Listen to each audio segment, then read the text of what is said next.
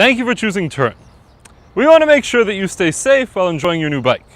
So please follow me over the next few minutes as I walk you through the owner's briefing and show you how to use and maintain your new ride. First, let's take a look at the two main joints. There's one on the frame and one on the handle post. To open the frame joint, simply lift the security knob like this and then pull open the frame lever. To close the frame joint, simply squeeze the frame lever toward the frame with the palm of your hand and then close the security knob like this. To open the handle post joint, simply slide the security knob forward and open the handle post lever. Fold down the handle post. Now, to close the handle post, simply fold it back up. Bring the handle post lever into place. The security knob will lock itself automatically, so there's no need to worry about it. Now let's talk about quick releases. There's one here, which controls the angle of your handlebar, and one here, which controls the height of your saddle. They both open with a simple pull of the QR lever, and they close just as easily like this. To make it easier or harder to open or close the quick release lever, just open the clamp and twist the acorn like this.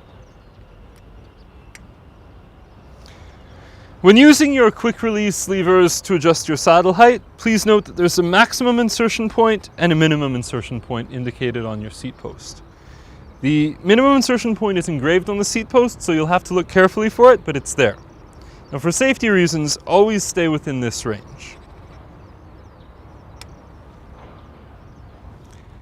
When properly adjusted, the levers on your folding joints and quick releases should be stiff when they open and close, but not too stiff.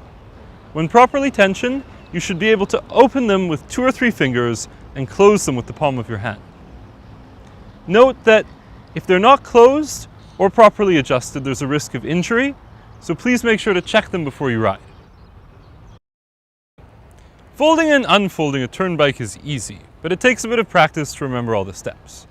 We recommend running through it a few times, referring back to this video if necessary.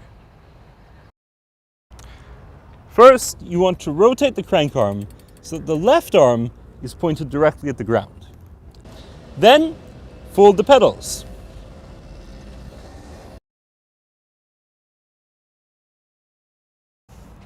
Open the quick release lever on your seat post clamp and drop your saddle all the way down.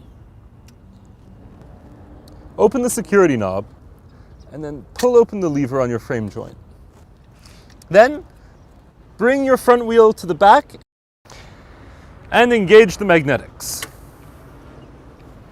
Open the quick release lever at the top of your handle post and rotate your handlebars so that the brake levers face upward. Next, close your quick release lever. To fold the handle post, slide the security knob forward and open the handle post lever. Then fold down the handle post and strap it into place using the handle post strap. To unfold your bike, begin by removing the handle post strap and then stowing it away underneath the frame. And unfold the handle post and then close the handle post lever. No need to worry about the security knob, as it will automatically put itself back into place. Open the quick release lever on your handlebar and rotate the handlebars into your desired riding position, and then close the quick release lever again. Next, we have to disengage the magnetics at the back of the bike, so you can just give a quick twist to your handlebar and then pull the handlebar forward until the frame is straight.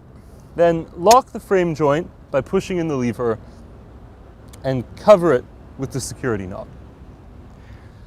Open the quick release lever on your seat post clamp and bring your saddle up to the desired riding height. Next, unfold the pedals.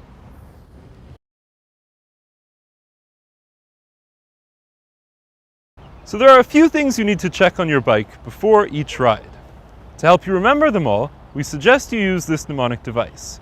A, B, C, Q, D. A is for air. Check your tire pressure. Use your thumb to press down on the tire. It should feel nice and firm, but be sure not to overinflate it.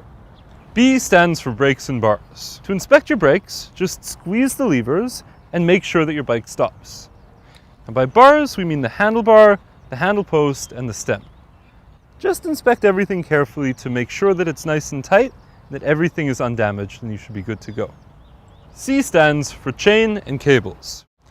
Grab one of your pedals and rotate it backwards to run your chain through the gears. Next, inspect the cables to make sure that they're untangled and undamaged. Q stands for quick release. Make sure that the two main folding joints and all of the quick releases on your bike are properly closed. Here, here, here, here, here, and here.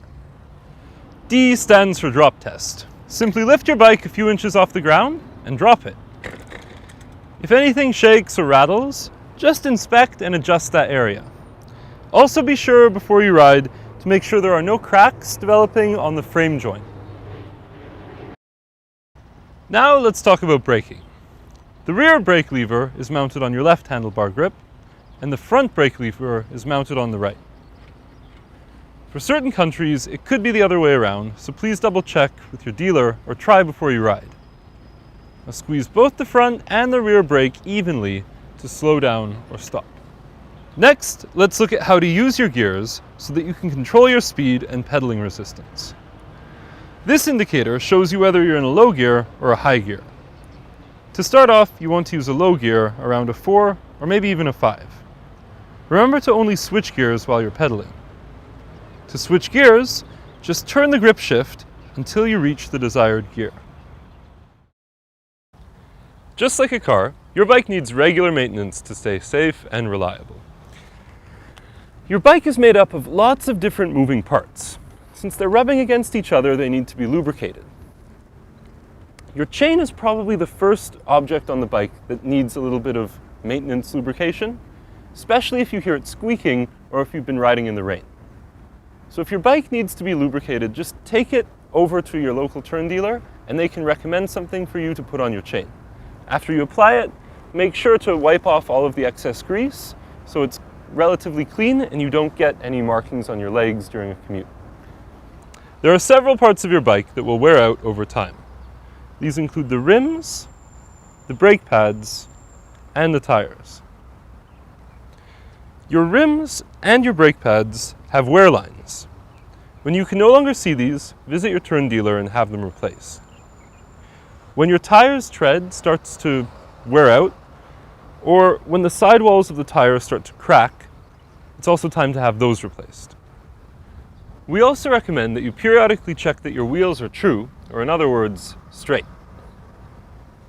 To check them, lift your front wheel and spin. Check for any excessive side-to-side motion and check that the rim is not rubbing against the brake pad. Also, check your spokes to make sure that nothing is broken or loose. If you find anything warped or damaged with your wheels, just bring your bike into your local Tern dealer and they'll help sort you out. Regular maintenance is key to the enjoyment and longevity of your new Tern bicycle. If you're a weekend or light rider, try to take your bike into your dealer every quarter.